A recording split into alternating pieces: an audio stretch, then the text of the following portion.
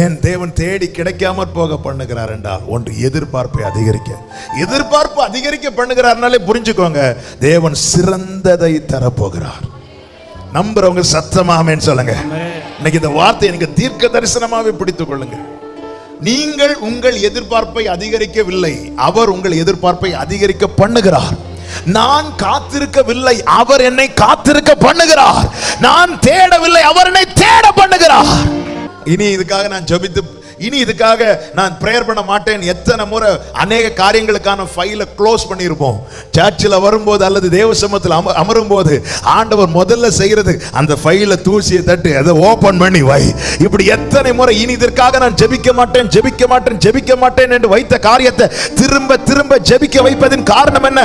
உனக்காய் தேவன் ஆயத்தம் பண்ணுவது சாதாரணமானதை அல்ல, எல்லாருக்கும் கொடுப்பதை போல அல்ல. ஆமென்.